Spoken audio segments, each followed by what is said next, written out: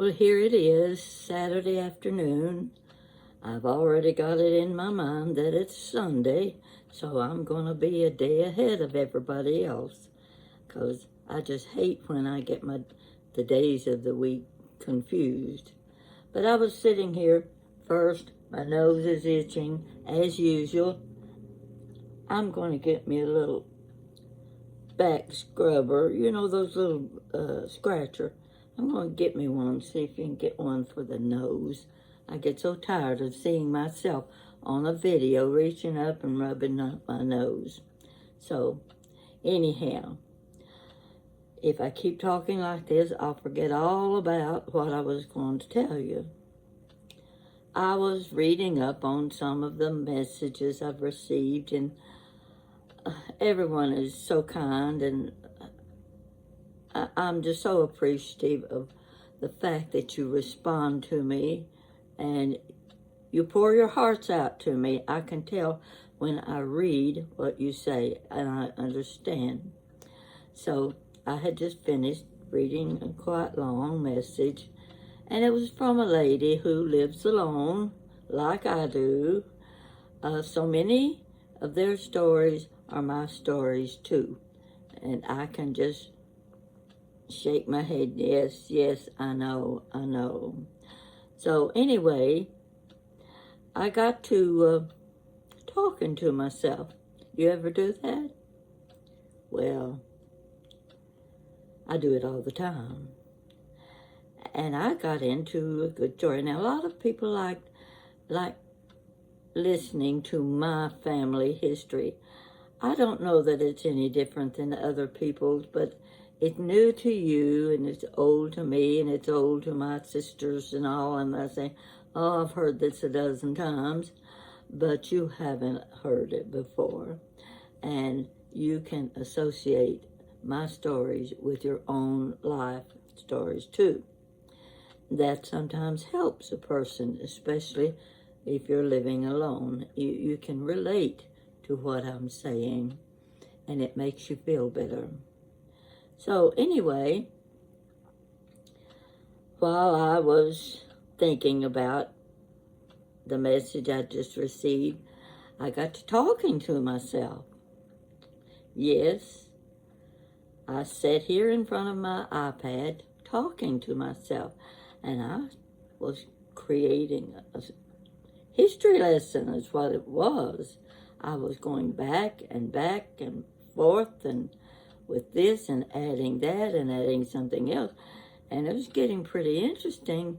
It even reached the point that I said, why wasn't I recording this?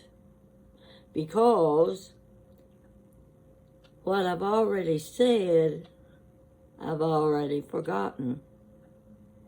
I'm 88 years old, and I can tell it to you now, and 5 minutes later, I can't remember how the story went, and I can't repeat it the way I told it the first time. That's what makes the difference. I told it the first time the way I wanted it to be. To repeat it, I leave out things, and they're usually the little pinpoint things that make a difference in a story.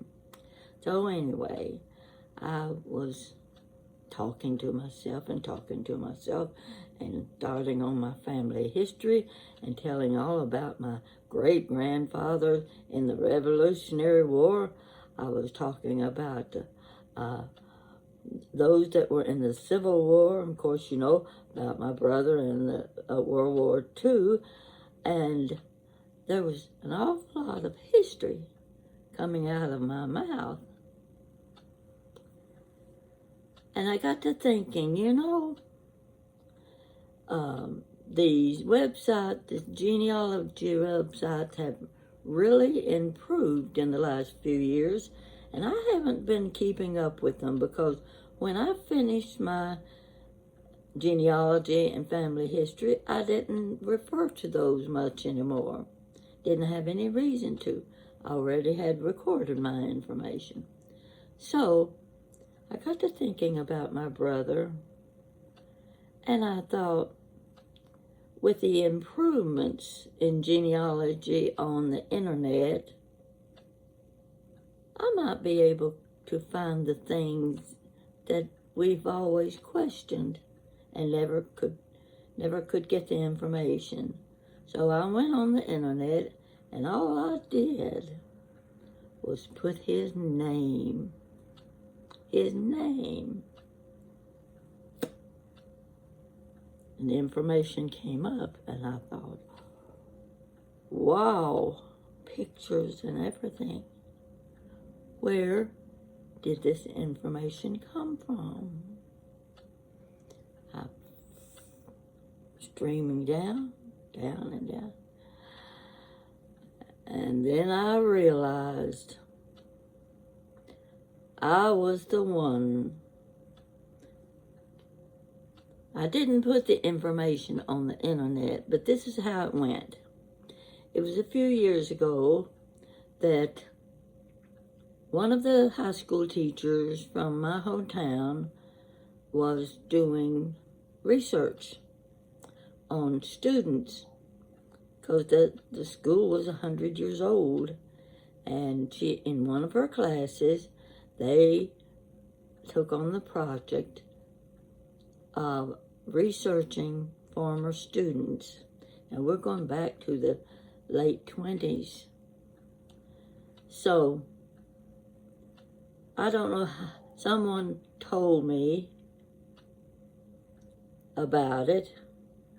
And what I learned was there's a monument that stood in front of the high school for years and years. And it had 44 names on it.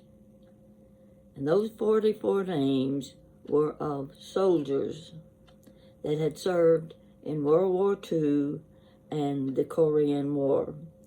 They were soldiers who lost their lives in those wars. And this memorial was placed in front of the high school. Now, the high school is not there anymore. I don't know if someone bought it. I don't know what kind of business is there, but neither is the monument. I don't know what happened to the monument. Probably stored in a closet somewhere.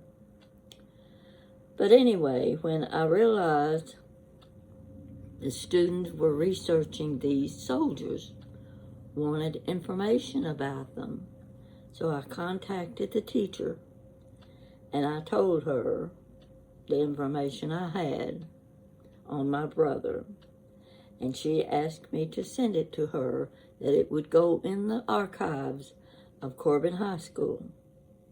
Well, I got busy, got to looking up what I had, and what I had put on, see, I need to plug in my iPad. It's getting low. Let me see if I can get this charger in here. I think I've got the wrong one. You know these things happen. You always have the wrong one at the wrong time. No, that's not the one. This is the one. Okay, I got plugged down here, everywhere. Let's hope I'm using the right one this time. Here we go. Now I can close that out. All right. I've got this extra little iPad that when I want to show you something, I look it up on this iPad so I can present it to you. Now, I'm going to show you this because if you are interested at all in history, and of course this is personal history, but it's my story, and you seem to be interested in most of the stories I tell. This is the most important story I'll ever tell you. And my brother's name was Howard Easted. And I'm going to show this page to you because if you want to read and look at photographs about what I'm talking about now, I want you to get this in your mind, get it on your iPad. See if I get it on there. You see at the top where it says Howard E. Step? Remembrance of, wait a minute, that's Red Hound for Remembrance. Red Hound is the mascot for the high school. Now, you see the very first item, if I can point to it, right, this one right here. You click on that, and it's going to give you the story that I would otherwise tell you myself. And when you're getting ready to go to bed and you really want something to read or listen to, pull this up and start reading. And you can read a little at a time. You can read a few paragraphs tonight and mark your place. And then tomorrow night, you might want to read a page or two. But I'm going to scroll down a little bit to give you a little idea of some of the information that is in this. Now, I may mess up here, but we'll see what happens. Okay, Red Hounds for Remembrance. .weebly.com. I'm going to scroll up a little bit and just show you the first page you will see in my story. You see that? It's got his name, Howard E. Step. Now that picture of him, he looks older, but he was 12 years old. That was probably his school picture. Now that gives you an idea of, if you wanted to read it a little bit, and it gets you started on the story about my brother. I'm going to scroll down a little more. I need to put my glasses on so I can see what I'm looking at. We'll use the red one today.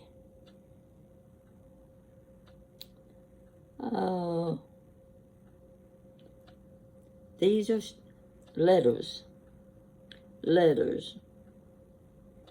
And this is one of the first ones when he joined the Army Air Corps. Dear Mom, well, I'm dressed up in uniform now. I look okay. I guess I made an awful good score on my intelligence test. You have to, let me enlarge this a little bit. You have to make 110 or over to be eligible for officers training. I made 117 and 114 on my mechanics test. I got in the Air Corps by such a good grade. Only 2 made a higher score than I did out of over 300. Now this, he's talking about himself.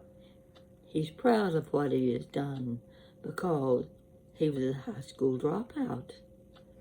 He was in the 9th grade when he dropped out of school and started looking for jobs. So you have to figure that factor. A 9th grade boy is the highest score in a group of 100 soldiers. Not 100, 300 soldiers. So that gets you a little start on one of his stories. Now, I have quoted several stories, and here we go with photographs.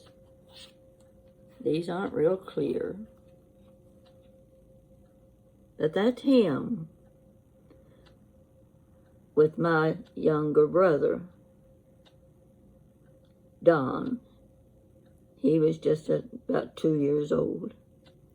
And that's my brother, Howard. We call him Bug. You can call him Bug too. Now you see this picture below?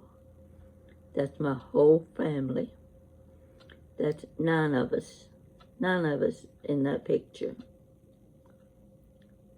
So this was a year before he joined the Army Air Corps. I'm showing you this to get you interested in the whole story. I go on because I prepared this for the high school archives. Here you are looking at my mother and my dad on their 50th wedding anniversary. That was in 1965. You wanted to see what my dad looked like. All right, below that, you see this envelope? This was a letter my mother had written to my brother Bug. It was returned. My brother had already been killed, and her letter was sent back to her unopened.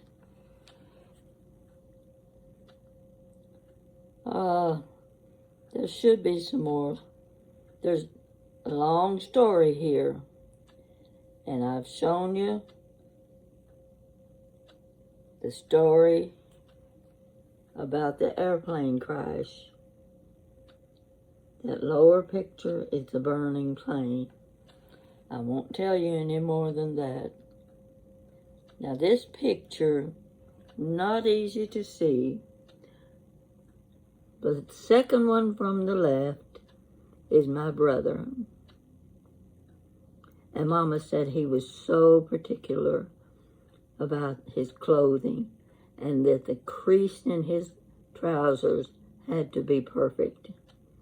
So that's him, number 2 on the left.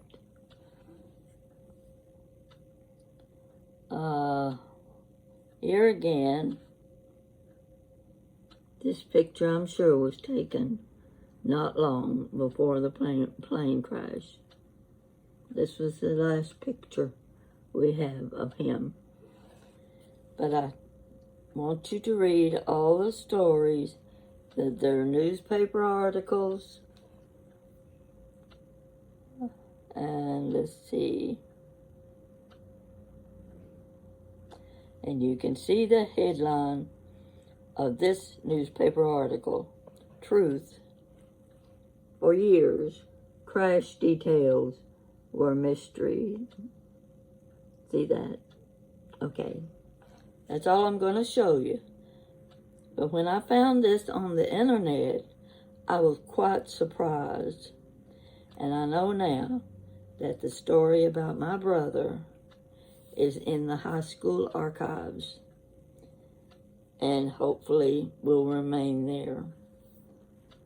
So I could go back and into the trips I've taken with Jan, the trips I've taken with my sisters. And there was one trip I took with my son and his wife. And that's when we found my third great-grandfather's cemetery. It was called the Neville's Cemetery. And my the third great-grandfather's name was James Campbell. His wife was Martha Neville's. Now, in those days, you had a lot of crisscrossing in families. You know, sister and brother would marry brother and sister in the same families, you know. So you had a lot of close relationships that way. And among the Nevilles, they were a proud family, let me tell you. My great-grandfather, it's on my dad's side, I think he owned at least 1,200 acres of land. You wouldn't call it a farm. It was a plantation. He had slaves. He also released his slaves during the Civil War because he had 3 sons to die in the Civil War. Stories like this you can't make up. There were letters about those boys That great-grandfather had 19 children by 2 wives. 19 children. Okay, his name was George Washington Nevels. Now, this is what I'm going to tell you about my family history. There was a third great-grandfather named Carmack. That's his last name. That's my grandmother's name on my mother's side. His name was George Washington Carmack. Yes. Oh dear. Hold on just a second. I'll get this call and I'll be right back.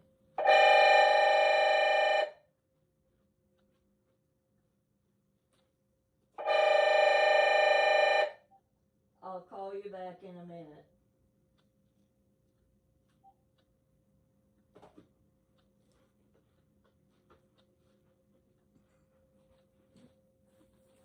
Okay, that was Jan. So anyway, George Washington Carmack, named after George Washington. There was my great-grandfather, George Washington Nevels. Who do you think he was named after? George Washington. His father was named James Campbell. He's the one in the Nevels Cemetery. But his father was also named George Washington. This was during the Revolutionary War. There were a lot of men named after our first president, George Washington. So it's really hard to keep track of who is who and where did they live. And so I'm going to tell you this. George Washington Carmack, his is a name you're familiar with. I'm sure you are. This is the George Washington Carmack that discovered gold in the Klondike. Everybody knows about the big discovery in the Klondike of gold. That was George Washington Carmack, an ancestor of my grandmother's. Well, there was another Carmack,